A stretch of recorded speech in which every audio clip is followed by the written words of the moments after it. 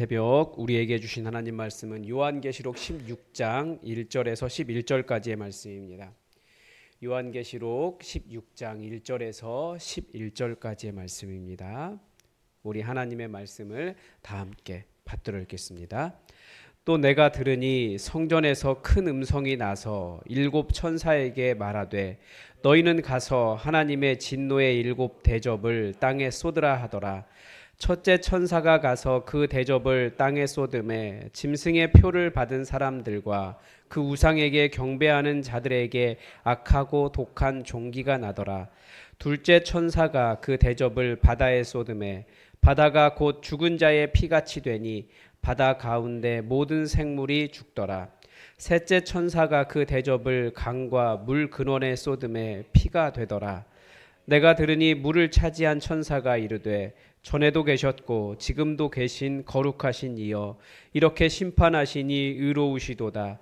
그들이 성도들과 선지자들의 피를 흘렸으므로 그들에게 피를 마시게 하신 것이 합당하니이다 하더라. 또 내가 들으니 제단이 말하기를 그러하다. 주 하나님 곧 전능하신 이시여 심판하시는 것이 참되시고 의로우시도다 하더라. 넷째 천사가 그 대접을 해에 쏟음에 해가 권세를 받아 불로 사람들을 태우니 사람들이 크게 태움에 태워진지라. 이 재앙들을 행하는 권세를 가지신 하나님의 이름을 비방하며 또 회개하지 아니하고 주께 영광을 돌리지 아니하더라.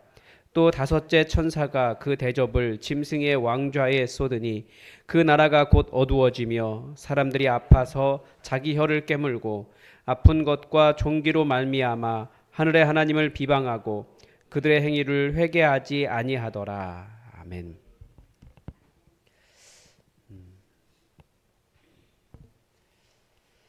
인간은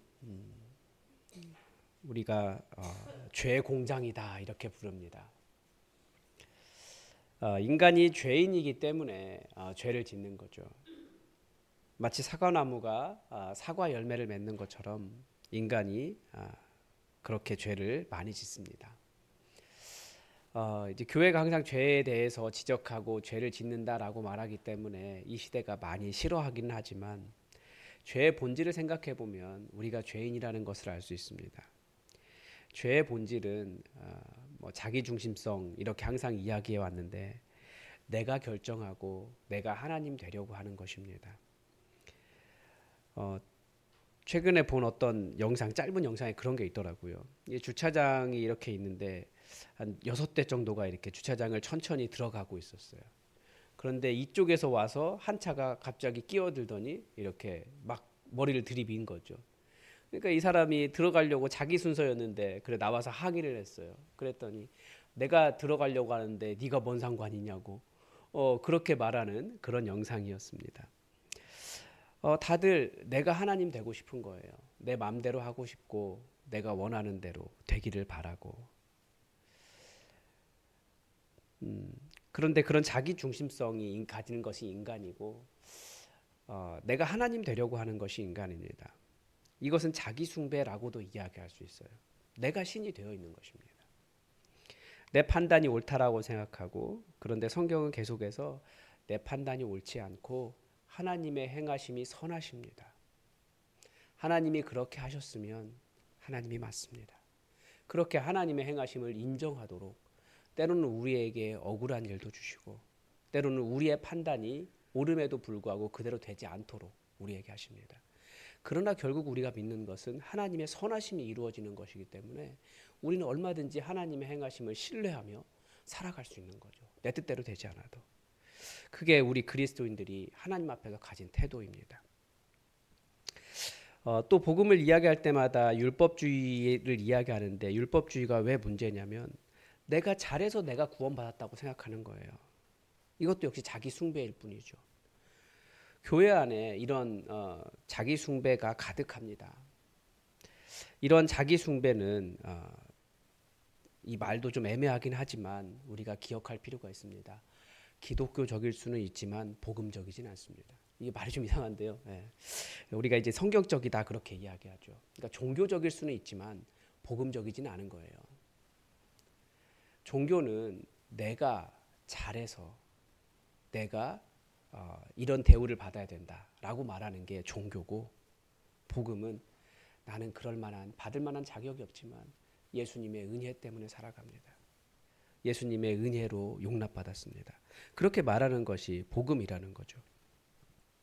오늘 본문에 이제 드디어 하나님의 마지막 재앙인 7재앙이 나타납니다. 1절부터 4절까지는 하나님의 심판이 나타나고 계속 심판이 있습니다. 5절부터 7절에서는 하나님의 심판이 의로우시다라고 하는 찬양이 나와요. 8절부터 11절까지는 하나님의 심판에 대한 인간의 반응이 나오죠. 1절부터 4절에서 하나님의 첫 번째 대접에서부터 세 번째 대접까지 순식간에 이런 일들이 일어납니다. 대접 심판, 그러니까 심판이 전부 다 3번 있었는데 재앙이 두루마리를 뗄 때, 7인을 뗄 때 재앙이 있었고, 그 7인 안에 7번째 인을 뗄 때 7천사의 재앙이 있었고, 이제 7번째 대접, 7대접의 재앙이 나옵니다. 근데 7대접은 앞에 있었던 7인과 7나팔과는 차이가 있습니다.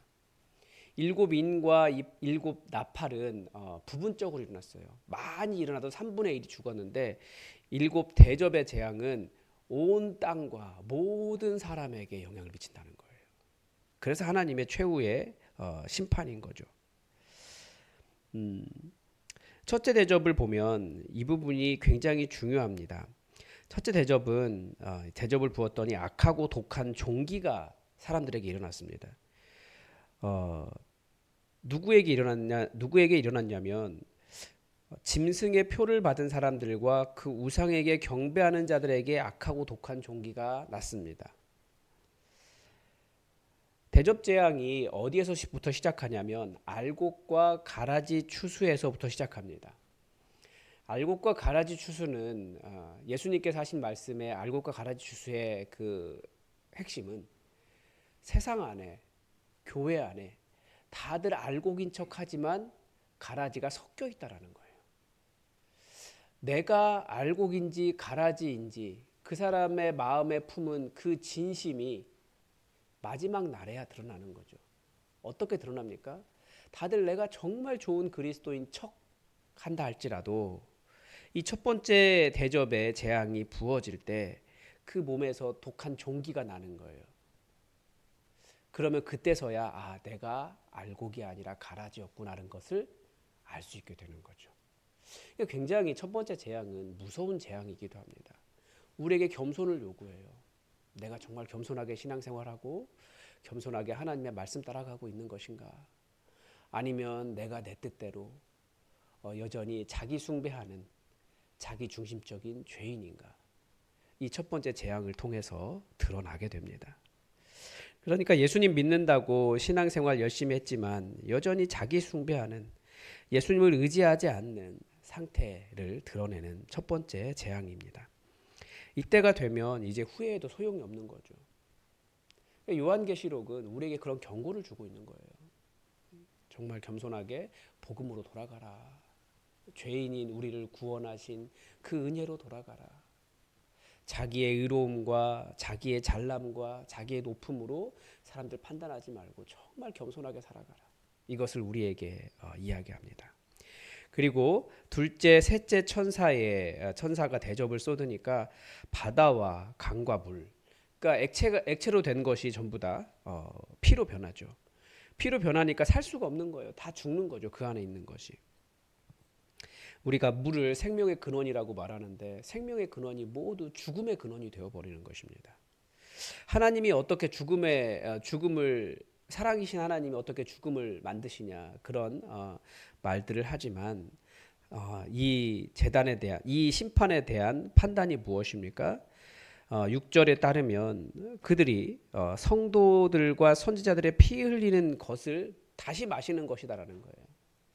하나님께서 그 악한 자들이 행한 일에 대해서 그대로 그들에게 갚아주시는 것이죠. 그리고 7절에 보면 하나님의 심판이 참되시고 의로우시다라고 재단이 말합니다.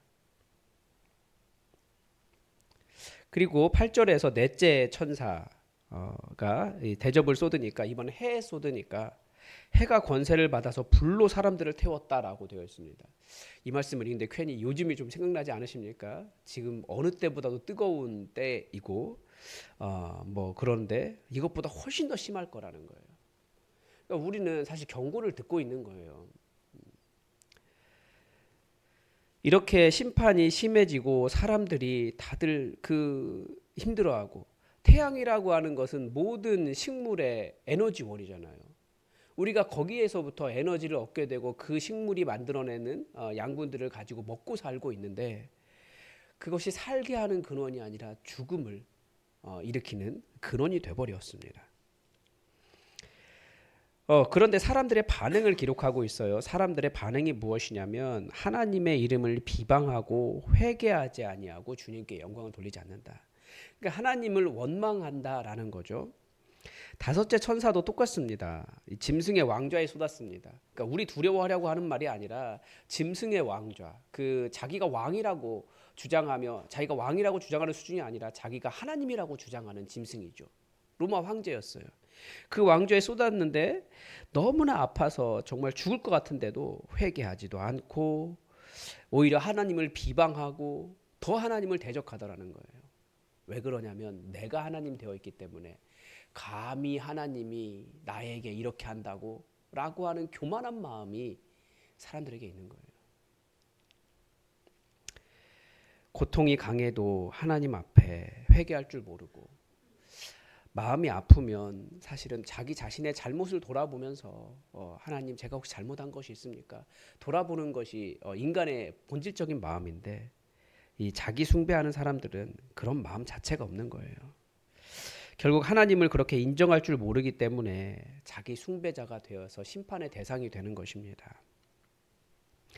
특별히 이 하나님이 하시는 모든 일이 참되고 의로우시다라고 누가 말했냐면 7절에 보면 제단이 말했다라고 되어 있습니다. 요한계시록에서 제단은 어떤 곳이냐면, 제단 자체가 인격이 있다라는 의미가 아니라 제단이 말한다는 것은 제단 밑에 부르짖는 순교자들이 있습니다. 그 의미입니다. 그러니까 순교자들이 하나님의 행하신 일이 참되시고 의로우시다. 그 순교자들이 하나님의 노래를 부르는 것입니다. 순교자들은 어떤 사람들입니까? 하나님의 일 하다가 억울하게 죽임당한 사람들이에요. 이 땅에서 하나님의 말씀 지키고 예수 그리스도의 증거 때문에 손해보면서 살아간 사람들이에요. 그러다 죽임까지 당한 억울한 사람들이에요. 자기의 삶을 돌아보면서 하나님께 대한 원망하지 않은 거예요. 오히려 하나님을 찬양하고 이렇게 된 일도 하나님의 선하시고 의로우심이십니다 라고 찬양한 사람들이라는 거예요. 우리나라에서도 선교 초기에 한 마을이 없어지고, 절두산 같은 경우에는 한강이 피로 물들 정도로 많은 순교의 피가 우리나라에도 있었습니다. 얼마나 억울할까라는 생각이 들어요. 그리고 그렇게 억울한 죽임을 당하고 남겨진 사람들은 또 얼마나 마음이 아플까, 그런 생각도 들어요. 그러나 그것이 어린 양의 피에 적셔지는 순간이었다라는 거고, 그들이 결국 한 말은 하나님이 행하신 일이 참되고 의로우시다라고 하는 찬양이었다라는 거죠. 그래서 우리가 하나님을 예배하는 것이, 이 하나님을 예배하지 않고 하나님께 원망하고 하나님을 비방하고 회개하지 않는 삶의 습관에 대해서, 자기 숭배에 대해서 저항하는 일이라는 거죠. 지금도 우리는 순교를 통해서 우리의 헌신과 때로는 억울함을 통해서 우리는 교회를 세워갑니다. 다들 다른 사람 안 하는데 내가 해야 돼 라고 하는 그런 마음들이 있어요. 그러나 교회는 이런 제단 밑에 있는 사람들의 아우성, 그 아우성을 할 수 있는 그런 순교자들의 피를 통해서 세워진다라는 거죠. 주의 행하심이 참되고 의로우시다라고 인정하면서 나의 자기 숭배, 자기 중심성을 내려놓고 내 뜻대로 안 되어도 하나님의 판단이 옳다라고 인정하는 그런 예배가 우리에게 필요합니다. 우리가 그렇지 않으면 사실은 하나님의 하나님 되심을 인정하지 않는 것이 되고, 때로는 하나님을 향한 비방이 되고, 회개하지 않고 영광을 하나님께 돌리지 않는 것이 돼요. 우리가 우리 교회에 이루어지는 일, 내 삶에 이루어지는 일, 하나님의 선하심이 이루어진 것입니다. 그렇게 하나님께 영광을 돌리는 이 하루 우리의 신앙이 될 수 있기를 바랍니다. 오늘도 하나님의 뜻이 우리에게 이루어지기를 주기도문으로 기도하겠습니다. 하늘에 계신 우리 아버지, 아버지의 이름을 거룩하게 하시며 아버지의 나라가 오게 하시며 아버지의 뜻이 하늘에서와 같이 땅에서도 이루어지게 하소서. 오늘 우리에게 일용할 양식을 주시고 우리가 우리에게 잘못한 사람을 용서하여 준 것 같이 우리 죄를 용서하여 주시고 우리를 시험에 빠지지 않게 하시고 악에서 구하소서. 나라와 권능과 영광이 영원히 아버지의 것입니다. 아멘. 우리 하나님께서 우리 교회를 가장 선하게 인도해 달라고 우리 기도합시다. 그리고 이 여름 사역을 위해서 기도해 주십시오. 우리 어린이 성경학교 그리고 청소년부 수련회는 8월 9일에 하루 우리 교회에서 하기로 했습니다. 아이들 전체를 진행하는 건 선생님들이 하시겠지만 아이들이 밥을 먹는 것 이런 일들에 좀 우리 성도님들의 도움이 필요합니다. 돕는 손길들이 일어날 수 있도록 기도해 주시고 그리고 청년부 14, 15, 16 계속해서 청년들 설득하고 함께 수련에 참석하려고 애쓰고 있는데 제 소원은 작은 미니버스 빌려서 수련에 가는 거예요. 지금 잘하면 될 것 같아요. 그러니까 여러분 우리 청년들 함께 수련에 갈 수 있도록 기도해 주시고 우리 자녀들의 세대가 하나님을 깊이 만나고 뜨겁게 만나고 새롭게 만나는 그런 변화의 계기가 될 수 있도록 이 여름 함께 해달라고 성령님 역사해달라고 기도해 주시기 바랍니다. 그리고 우리 교회에 이번 주에도 VIP 보내달라고 우리 함께 기도합시다. 다 함께 기도하겠습니다.